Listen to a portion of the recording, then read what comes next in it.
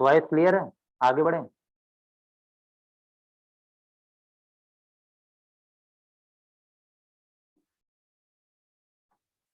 Okay, देखिएगा। अब इसमें अगर आपने जितने भी क्लास जिन लोगों ने भी करी होगी, अगर रिवीजन भी प्रॉपर नहीं हुआ होगा तो भी इसी पेपर के साथ रिवाइज कर लेना। और जो टॉपिक मैं यहाँ पे डिस्कस करूंगा उनको जाके एक बार जरूर देख लेना नोट पे।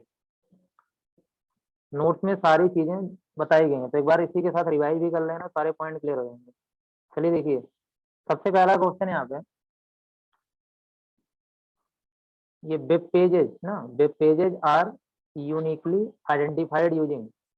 वेब पेज किसके द्वारा यूनिकली आइडेंटिफाई होता है? यस, खुशी सही है, उत्कर्ष सही है।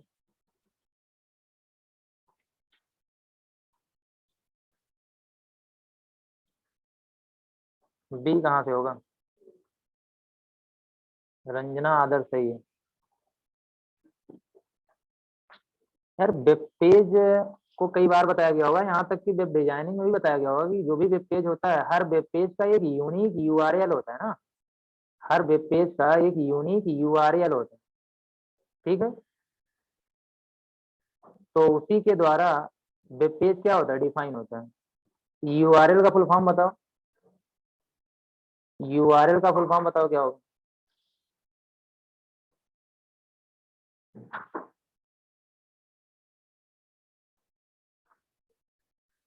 यूनिफॉर्म रिसोर्स, सृष्टि शिवा गुड, आदर्श अंजलि सही है, रंजना ठीक है। यूनिफॉर्म होगा, ध्यान देना, यूनिवर्सल मत बोलना। Uniform resource located.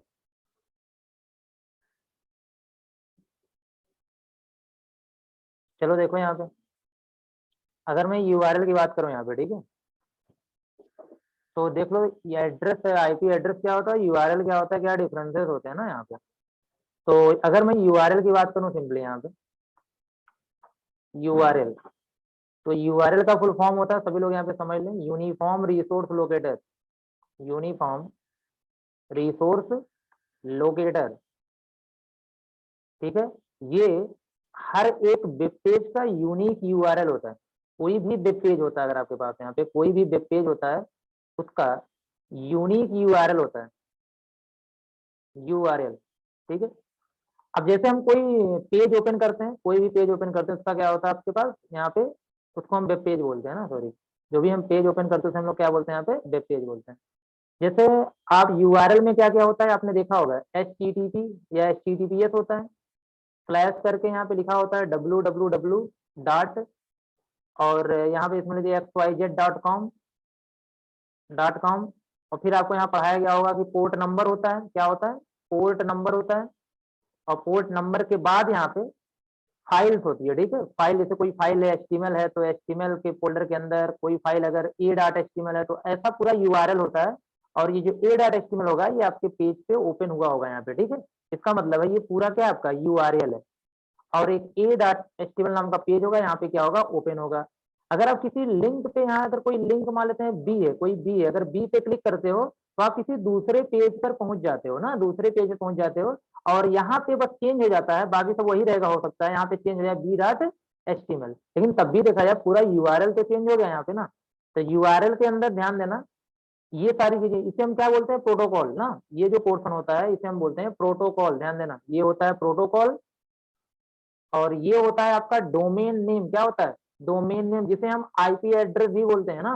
मतलब इसका जो न्यूमेरिक वैल्यू होती है उसे हम क्या बोलते हैं, आईपी एड्रेस यहाँ पे। इसका मतलब है आईपी एड्रेस एक कंप्यूटर को आइडेंटिफाई करता है, किसको करता है, कंप्यूटर को करता है। पोर्ट नंबर किसी प्रोसेस को करता है। अगर पोर्ट नंबर की बात आई तो पोर्ट नंबर किसी न किसी प्रोसेस को आइडेंटिफाई करता है, किसी न किसी एप्लीकेशन को आइडेंटिफाई करता है। लेकिन हमारा जो यूआरएल है वो एक पेज को आइडेंटिफाई करता है। तो चलो एक चीज तो जान लो यहाँ पे, कि अगर नेटवर्क के अंदर कोई कंप्यूटर है, कोई कंप्यूटर है, कोई डिवाइस है, अगर हमें उसे आइडेंटिफाई करना हो तो हम लोग क्या यूज करेंगे, आईपी एड्रेस। अगर कंप्यूटर के अंदर कोई प्रोसेस चल रही है, कोई प्रोसेस चल रही है, प्रोसेस का मतलब जैसे आप लोग कोई ब्राउजर ओपन किए हो या फेसबुक ओपन किए हो, व्हाट्सएप ओपन किए हो, कोई प्रोसेस चल रही है, तो उसके लिए क्या होता है, पोर्ट नंबर होता है आइडेंटिफाई करने के लिए। लेकिन अगर कोई वेब पेज है, कोई पर्टिकुलर वेब पेज है, तो उसे आइडेंटिफाई करने के लिए हम लोग क्या यूज करते हैं, यूआरएल यूज करते हैं। ठीक है। अब थोड़ी सी इन्फॉर्मेशन आप यहाँ पे ले लेना कि आईपी एड्रेस के लिए तो कम से कम आईपी एड्रेस किसी भी कंप्यूटर को यूनिकली आइडेंटिफाई करता है, जब आपको बार बार पढ़ाया गया होगा। और यहाँ दो टाइप बताए होंगे, एक IPv4, IPv4 जो 32 बिट का होता है, एक IPv6 जो कितने का होता है, 128 बिट का होता है। ये आपको बताया गया था। वीडियो थोड़ा अपनी आप रखो है ध्यान से, नहीं तो टाइम ज्यादा लग जाएगा। ठीक है, आना आप करने में। हाँ, ये भी थोड़ा सा अपना रिवाइज करते रहना पूरा जा करके आप लोग, जा करके एटलीस्ट यहाँ पे, सॉरी, आप आईपी एड्रेस क्या होता है और यूआरएल क्या होता है। डोमेन नेम भी आपको बताया गया था कि जो ये .com है, .in है, ठीक है, ये सब क्या होते हैं, डोमेन नेम्स में आते हैं ना। ये भी पूरा डिटेल पढ़ाया गया था। एक बार जाके डोमेन नेम भी देखो ना, फाइल नेम तो ऐसे ही दिया गया था यहाँ पे। तो तीनों चीजें आपको पढ़नी, तीनों इंपॉर्टेंट टॉपिक है। डोमेन नेम पढ़ना है, आईपी एड्रेस पढ़ना है, और क्या पढ़ना है, यूआरएल पढ़ना है। ठीक है, एक बार जा करके देख लो। समझ में आ गई बात की नहीं यहाँ पे? ये आंसर क्यों होगा, सभी को समझ में आया?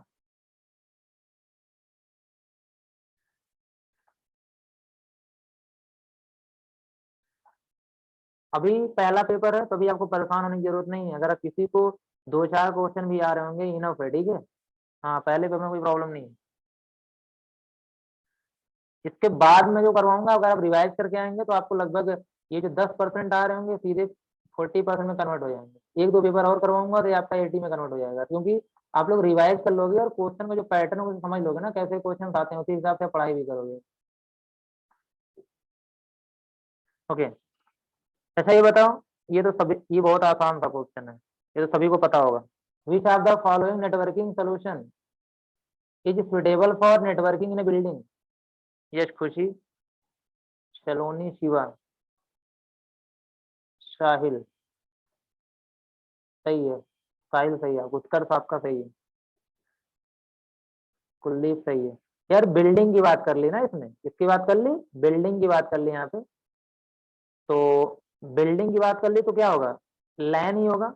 अगर सिटी की बात करता, अगर सिटी की बात करता तो मैन हो जाता। अगर पूरे कंट्री की बात करता या पूरी दुनिया की बात करता तो क्या हो जाता, वैन। लेकिन इसके बाद भी शार्ट नोट्स के लिए, शार्ट नोट्स के लिए आपको क्या करना है, एक बार पढ़ना है यहाँ पे। ठीक है, लैन को भी पढ़ना है, जा करके शार्ट नोट्स लिख लेना अपने हिसाब से ना।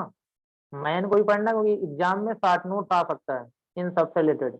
अंकित सृष्टि सही है, वेरी गुड।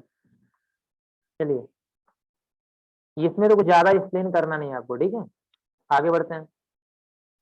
तीसरा देखिएगा यहाँ पे, internet protocol. Internet protocol recognise using only. देखिए इंटरनेट प्रोटोकॉल क्या करता है यार, एक कंप्यूटर को रिकॉग्नाइज करता है। ठीक है, ध्यान से सब लोग सुन लेना। जो हमारा इंटरनेट प्रोटोकॉल होता है, ये कंप्यूटर को क्या करता है, रिकॉग्नाइज करता है। जो इंटरनेट प्रोटोकॉल होता है, जिसे हम आईपी बोलते हैं,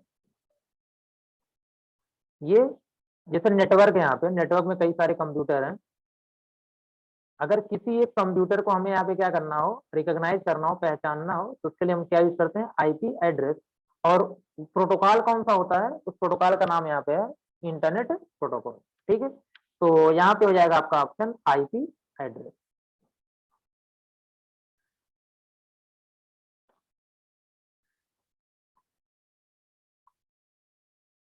देख लो ये, ठीक है। हाँ, साहिल मिल जाएगी। देखिए, इंटरनेट प्रोटोकॉल ये तो हो गया आपका। अच्छा, ये भी बता सकते हो आप सभी लोग, which of the following symbol, अभी थोड़ा नॉर्मल क्वेश्चन भी है आपके। Which of the following symbol separates the two part of an email address? Drishti, Kuldeep सही है, उत्कर्ष सही है, कृष्णा सही है, अंकित, शिवा। ये एट द रेट होगा ना, या तो सभी को पता होगा ना। यार जो ईमेल एड्रेस होता है, तो ईमेल एड्रेस में दो तीन तीन चीजें और ऐड कर लो अपने हिसाब से आप लोग यहाँ पे, कि जो ईमेल एड्रेस है, ठीक है, ईमेल में सिर्फ यही नहीं बताने के लिए नहीं यहाँ पे आंसर आपको डाला गया है या क्वेश्चन डाला गया है यहाँ पे। ईमेल एड्रेस पहली चीज तो सेपरेट किस, दो चीज यहाँ पे होता है, एक होता है यूजर नेम, क्या होता है, यूजर नेम, और एक होता है सर्वर नेम, सर्वर नेम। और यहाँ पे @ से सेपरेट होता है। जैसे यूजर नेम है IICS अगर है तो @IICS ये सर्वर नेम हो सकता है gmail.com, और साथ ही साथ यहाँ पे rediffmail.com yahoomail.com कुछ भी यहाँ पे हो सकता है। और दूसरी चीज यार कि ये केस सेंसिटिव होता है कि इनसेंसिटिव, ये मुझे बताओ। जो ईमेल एड्रेस होता है वो केस सेंसिटिव होता है, केस इनसेंसिटिव होता है? यहाँ तो सभी का सही था, वेरी गुड वाला भी। इनसेंसिटिव ना, गुड गुड, खुशी उत्तर सही है। अंजलि अजीत, इनसेंसिटिव होता है, ध्यान देना। या बोल सकते हो not case sensitive, not case sensitive मतलब कि अगर ICS को आप स्मॉल में लिखो चाहे कैपिटल में लिखो ना, जीमेल को चाहे स्मॉल में लिखो चाहे कैपिटल में लिखो, कोई फर्क नहीं पड़ेगा यहाँ पे। ठीक है, अगर ट्रू फॉल्स में क्वेश्चन आ जाए email address is not case sensitive तो ट्रू है, अगर आ जाए email address is case sensitive तो क्या है, फॉल्स है। तो ईमेल एड्रेस पे तो एटलीस्ट 2 पॉइंट याद रखना ही रखना, सेपरेटर कौन होता है, @ होता है। और और ये याद रखना यहाँ पे कि अगर जीमेल पे अब ICS के नाम से कोई और अकाउंट क्रिएट नहीं हो सकता ना, क्योंकि यूजर नेम अलग अलग होना चाहिए, ICS 1 हो जाएगा, ICS 2 हो जाएगा, ठीक है। लेकिन ICS के नाम से दूसरा अकाउंट क्रिएट नहीं होगा इस सर्वर पे ना। लेकिन अगर ऐसा दिया है IICS @ अगर यहाँ दे दिया क्या, रेडिफ मेल दे दिया ना, रेडिफ मेल, तो कोई प्रॉब्लम नहीं है, तब तो क्रिएट हो जाएगा। रेडिफ मेल पे सेम नाम से आपकी आईडी हो सकती है, ईमेल एड्रेस हो सकता है। अभी अवनीश आपके साथ कुछ प्रॉब्लम थोड़ी बहुत होगी, बाकी वाइफ तो क्लियर है।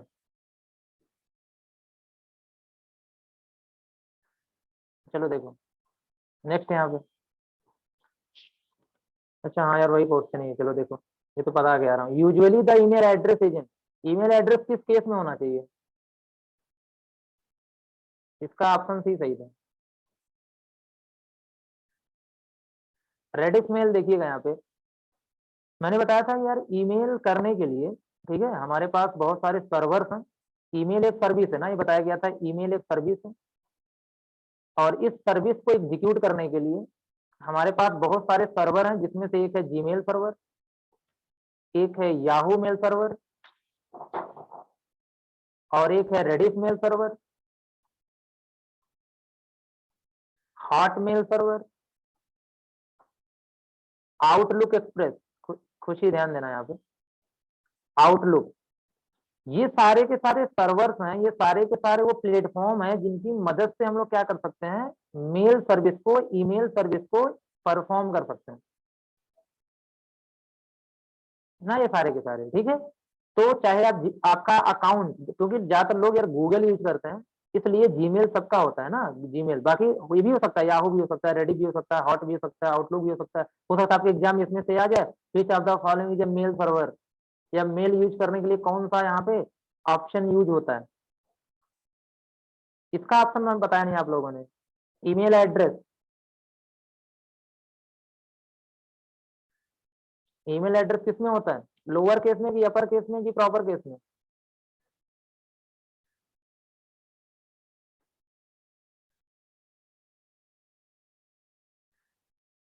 क्यों लोअर केस में नहीं होता ईमेल एड्रेस?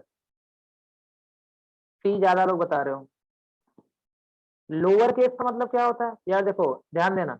अगर मैं लोअर केस की बात करूं तो ICS@gmail.com, ये हो गया लोअर केस, इसमें भी आपका ईमेल एड्रेस होता है। अगर मैं अपर केस की बात करूं तो ICS@gmail.com, MAIL, ठीक है, gmail.com, इसमें भी होता है। प्रॉपर का मतलब होता है पहला लेटर क्या होगा आपका, कैपिटल होगा, ठीक है, बाकी सब स्मॉल होंगे। ICS@gmail.com, तो ऑप्शन डी है। मतलब यूजुअली आप किसी में भी रख सकते हो, कोई दिक्कत नहीं है यहाँ पे। Okay, yes Ajit, D is correct. तो ध्यान रखना, आपका ईमेल एड्रेस लोअर केस में भी हो सकता है, आपका ईमेल एड्रेस अपर केस में भी हो सकता है, और आपका ईमेल एड्रेस प्रॉपर केस में भी हो सकता है। डी सही है। अगर कोई डाउट होता है तो अब से तो प्रॉब्लम नहीं होगी ना। इंपॉर्टेंट ये है कि अब से कोई क्वेश्चन आपको गलत नहीं होना चाहिए, अगर ऐसे क्वेश्चन आते हैं तो। आपको इसीलिए करवाया जा रहा है, और कोई बात यहाँ पे नहीं है, ठीक है, तो परेशान होने की कोई जरूरत नहीं। ये थोड़ा सोच के बताओ, what services, what services are available on Umang. Umang पे कौन कौन सी सर्विस अवेलेबल है? बी आ रहा है दो लोगों का, रिश्ती एंड खुशी सही है, अजीत सही है।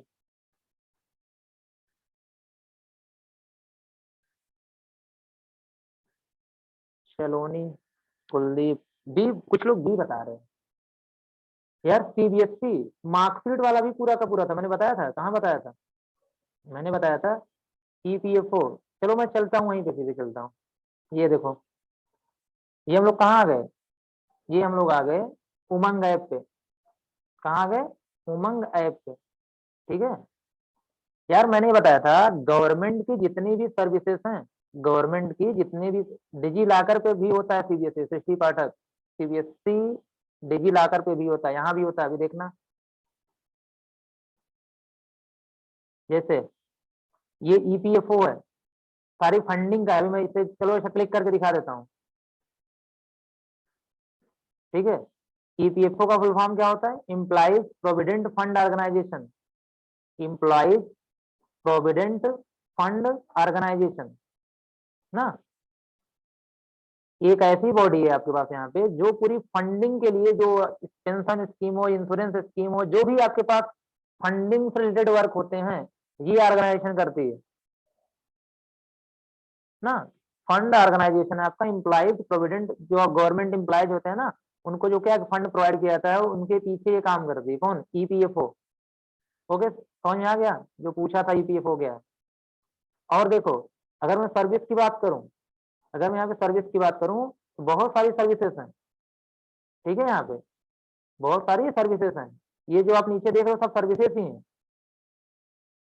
सारे के सारे। अब यहाँ से देखो, ये सब आयुष्मान, प्रधानमंत्री, ये सारी चीजें हैं ना। सीबीएसई वगैरह भी यहाँ पे है, मार्कशीट वगैरह भी हो सकता है। कैटेगरी अगर आप देखना चाहोगे, सर्च करना चाहोगे, तो आपको सारे के सारे मिल जाएंगे।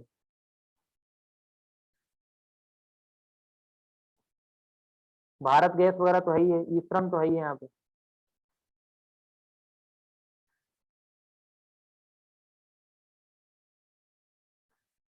ठीक है, तो मैं कह रहा हूँ एक बार बस क्या करना, आप यहाँ पे आकर के देख लेना। ठीक है, जा करके एक बार देख लेना। अगर कोई प्रॉब्लम हो, डाउट होती है, तो जैसे स्टेट की बात, यहाँ पे स्टेट के हिसाब से देखो, पूरा का पूरा ये है यहाँ पे। स्टेट के हिसाब से ये सारी सर्विसेज यहाँ पे हैं। सीबीएसई दिखा आपको? ये देखिए सीबीएसई यहाँ पे है ना। पेंशन योजना तो है ही है यहाँ पे। ठीक है, तो सब कुछ जो भी स्टेट गवर्नमेंट हो या फिर क्या हो, सेंट्रल गवर्नमेंट हो, सारी की सारी सर्विसेज के लिए एक सिंगल प्लेटफॉर्म है, उसका नाम है उमंग ऐप यहाँ पे। ठीक है, समझ गए होंगे आई थिंक आप लोग। चलते हैं उधर, चलते हैं। ये बताओ उमंग का फुल फॉर्म, उमंग का फुल फॉर्म क्या है? उमंग का फुल फॉर्म क्या है?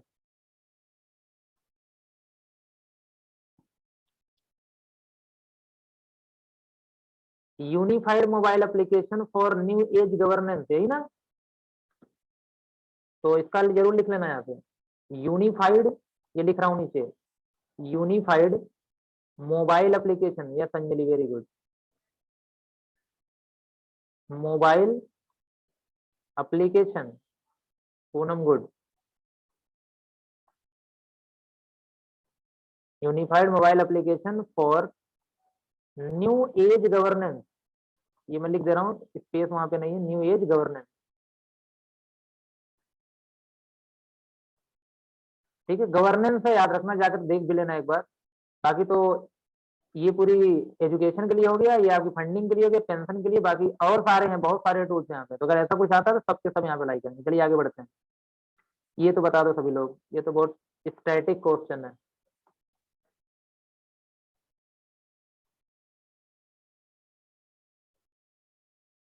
Okay, very good very good, वाला सभी का सही है, सभी का सही।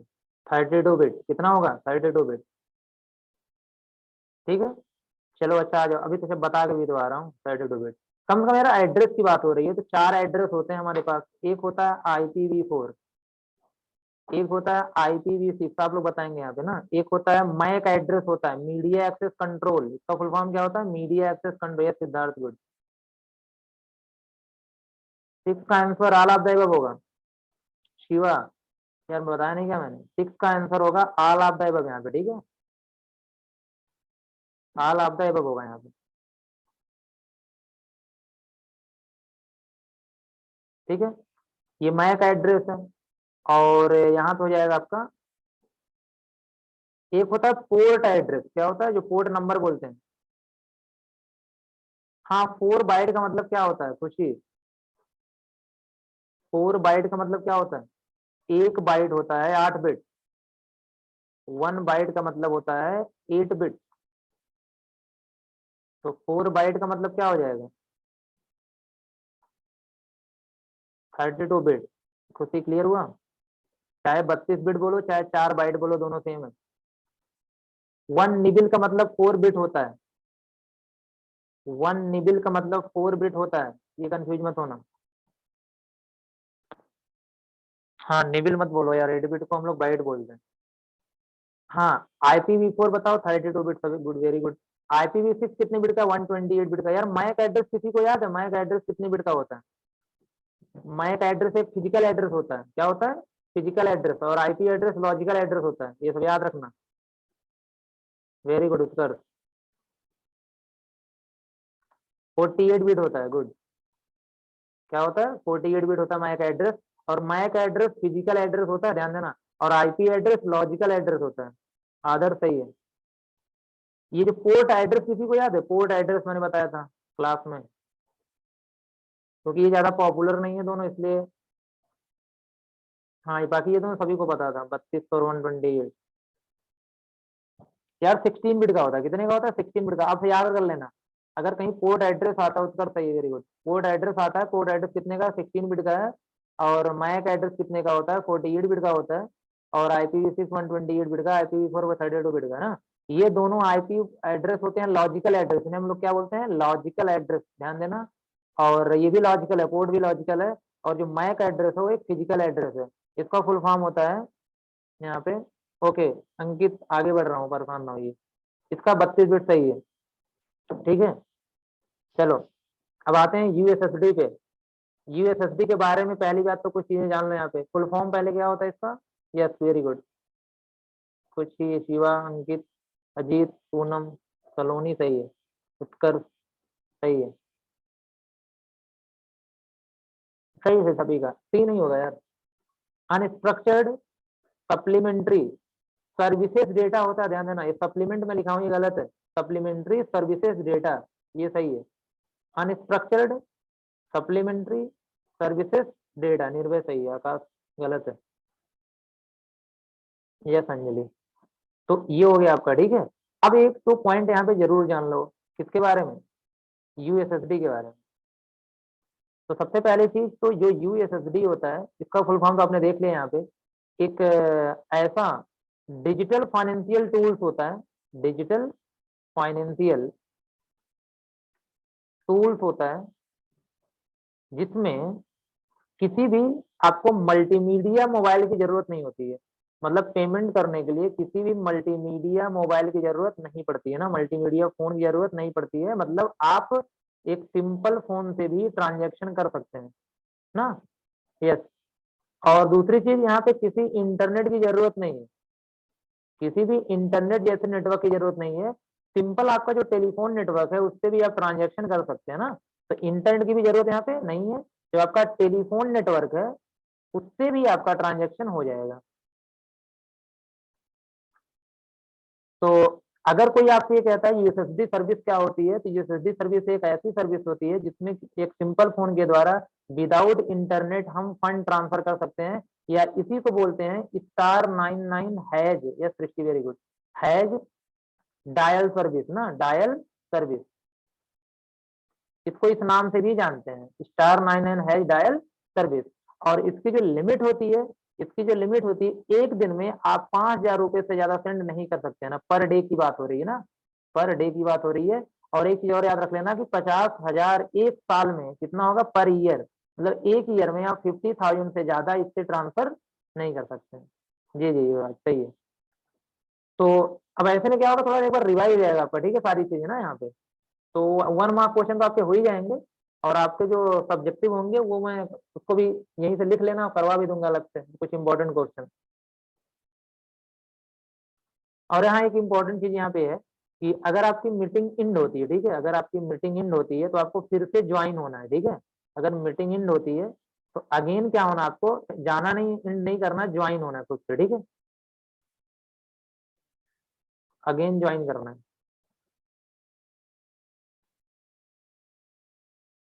नहीं नहीं नहीं, कुछ अभी आपके लिए यही करना है, स्टार 99 हैज ही करना, 999 नहीं, 99।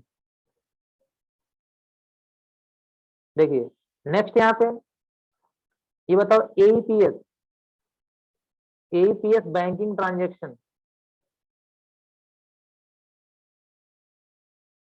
यस, उत्कर्ष, खुशी, अमन सही है, पूनम सही है, सही है, खुशी सही है, युवराज, रंजना, अजीत सही है, सही है, निर्भय सही है, अंजलि राइट। ठीक है, तो सभी को समझ में आ गया होगा। अच्छा, एईपीएस क्या होता है?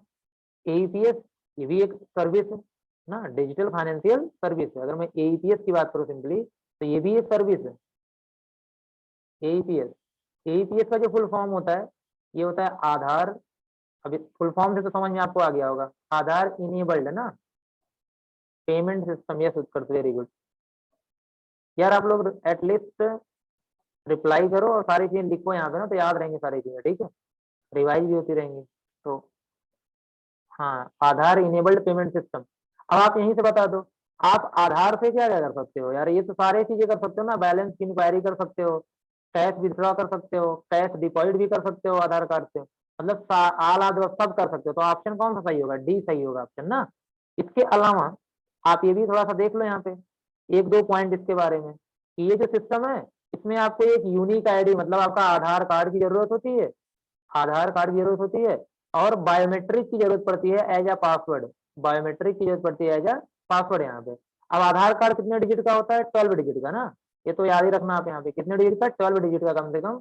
और इसमें बायोमेट्रिक में आपका एक फिंगरप्रिंट होता है, ठीक है, फिंगरप्रिंट होता है, और एक आपका आयरिस होती है, मतलब रेटिना होता है ना, दो चीजों का मेनली यहाँ पे किया गया है एज अ पासवर्ड यूज किया जाता है, आपकी फिंगरप्रिंट को और किसको? आयरिस मतलब रेटिना को। और बाकी एक जो यूनिक आईडी होती है यार, वो होता है आपका 12 डिजिट का, मतलब आधार नंबर जो होता है ना। देखिए नेक्स्ट, ये ब्लॉकचेन क्या होता है? अब थोड़ा ध्यान से समझो। सिक्योर सर्विस होती है जी, खुशी सही। चलिए वो सब तो लिखना आप यहाँ पे, मुझे बताओ ब्लॉकचेन क्या है? या सही, युवराज सही है।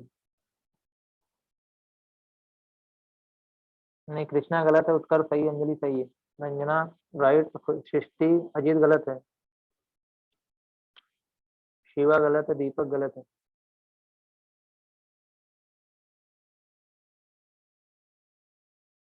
अब इसमें बहुत कंफ्यूजन है, निर्भय सही है, राज सही है, इसमें बहुत सारे कंफ्यूजन है, इसका आप थोड़ा देख लो यहाँ पे।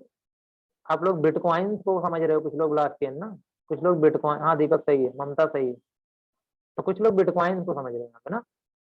एक मिनट थोड़ा ध्यान से समझो, बिटकॉइन और ब्लॉकचेन है क्या। देखो पहली चीज तो यहाँ पे है, ध्यान से सुनना, ब्लॉकचेन क्या होता है? एक ऐसा नेटवर्क होता है, ब्लॉकचेन एक ऐसा, जो ब्लॉकचेन है, नाम से ही लग रहा है चेन है, किसका चेन है? ब्लॉक का चेन है। ब्लॉक का मतलब होता है डेटा, जैसे ये डेटा है, ध्यान देना, ये डेटा है और ये डेटा है, ये डेटा है, ये पूरा एक ब्लॉक है, क्या है? ब्लॉक है यहाँ पे, ठीक है। हाँ आंसर ये होगा, ज्योति सही है, दीपक सही है। तो ये ब्लॉक जो होता है, मैं थोड़ा ध्यान सुना, यहाँ पे नेक्स्ट टाइम ये क्वेश्चन आ सकता है, या आपके एग्जाम में ऐसा क्वेश्चन यहाँ से भी मिल सकता है। ये जो ब्लॉक होते हैं, सारे ब्लॉक आपस में कनेक्टेड होते हैं, आपस में कनेक्टेड होते हैं, और जिसके द्वारा कनेक्टेड होते हैं, और हर ब्लॉक का एक यूनिक कोड होता है, यूनिक कोड को बोलते हैं हैश कोड। क्या बोलते हैं? Hash code. तो हर ब्लॉक के पास एक यूनिक कोड होता है जिसे हम बोलते हैं हैश कोड, और इसके पास भी एक हैश कोड होगा, और जो ये ब्लॉक होते हैं उनके पास अपना हैश कोड तो होता ही होता है, साथ ही साथ प्रीवियस हैश कोड भी होता है, प्रीवियस हैश कोड भी होता है। प्रीवियस हैश कोड का मतलब इसका इसका इस ब्लॉक का हैश कोड भी होगा। अगर ये पहला ब्लॉक है, ये दूसरा ब्लॉक है, ये तीसरा ब्लॉक है, तो तीसरे ब्लॉक के पास अपना हैश कोड होगा ही होगा, और टू का भी होगा। इससे पता क्या चलता है कि ये दोनों ब्लॉक आपस में कनेक्टेड है। ठीक है, तो इसमें डेटा होगा, इसमें ट्रांजेक्शन किसी ना किसी चीज की डिटेल्स यहाँ पे होगी, 4 है, 5 और 6 है, और इस तरीके से सबके सब आपस में क्या होंगे, कनेक्टेड होंगे।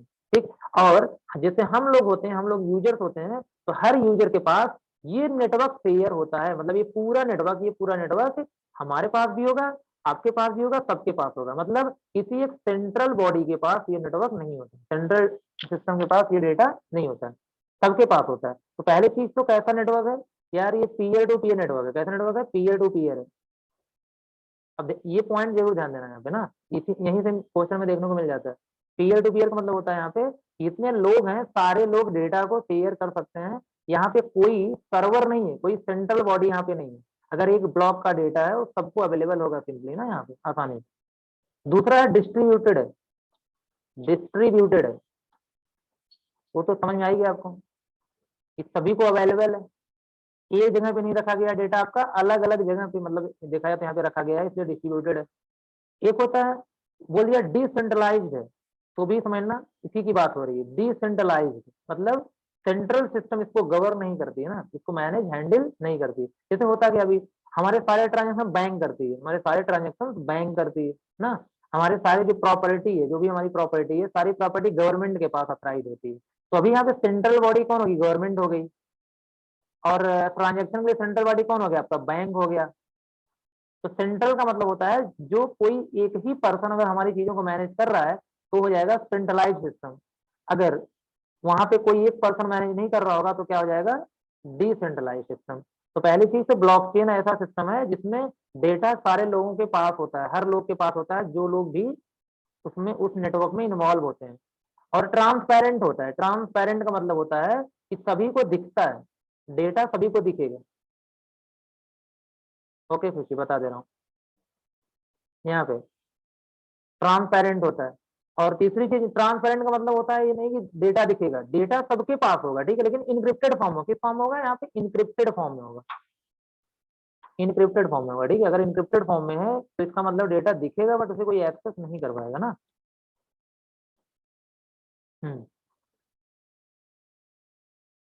तो ये जो प्रॉपर्टी में लिख रहा हूँ यहाँ पे ना, ये प्रॉपर्टी जरूर याद रखना ब्लॉकचेन के साथ।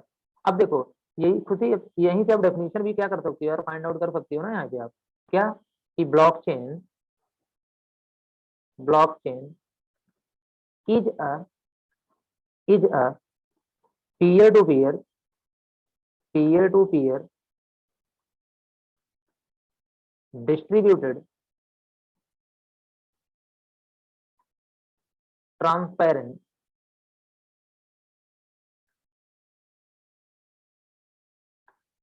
and decentralized network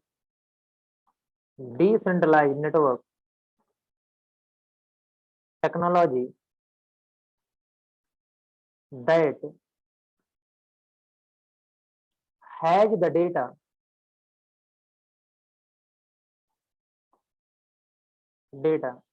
in which, yeah, the data that is visible to all users या all customers। अब डेटा ब्लॉक के फॉर्म में होता है, ब्लॉक के फॉर्म में डेटा होता है, और हर ब्लॉक एक दूसरे से जुड़े होते हैं। कोई सेंट्रल बॉडी इसको गवर्न नहीं करती, कोई सेंट्रल बॉडी जैसे गवर्नमेंट या कोई प्राइवेट ऑर्गेनाइजेशन इसे गवर्न नहीं करती, मतलब हैंडल नहीं करती। मतलब आपकी जितने भी ट्रांजेक्शन होंगे, अगर ब्लॉकचेन से सारा काम हो जाए तो आपके जितने ट्रांजेक्शन होंगे सब आपको दिखेंगे यहाँ पे, बल्कि सभी के दिखेंगे। ठीक है, चलिए आप बाकी मैं नोट प्रोवाइड कर, इसी में अगर जिस चीज की जरूरत होगी आपको मैं प्रोवाइड करा दूंगा ना, क्योंकि एक हर चीज को डिटेल में बताना यहाँ पे थोड़ा सा मुश्किल है। हाँ, इसी में एक चीज जरूर बता दे रहा हूँ, blockchain sorry bitcoin, bitcoin bitcoin एक डिजिटल करेंसी है, डिजिटल करेंसी है। ठीक है, जिसे हम क्रिप्टो करेंसी भी बोलते हैं, क्रिप्टो करेंसी। क्योंकि ये दिखता नहीं है एक्चुअल में, इनक्रिप्ट फॉर्म में रहता है, ठीक है। और सारे ट्रांजेक्शन आजकल आप सुनते होंगे कि हम क्रिप्टो करेंसी से कर सकते हैं, बिटकॉइन से कर सकते हैं। शेयर मार्केट नहीं है, हर जगह पे यूज होता है, ठीक है, लेकिन अभी यहाँ पे गवर्नमेंट ने अलाउ नहीं किया है, इसलिए हम कोई मर्चेंट पेमेंट नहीं कर सकते ना। बाकी अगर कोई प्राइवेट ऑर्गेनाइजेशन अगर ले रही है बिटकॉइन या फिर कोई भी किसी भी टाइप की डिजिटल करेंसी, तो आप उसे पे कर सकते हो।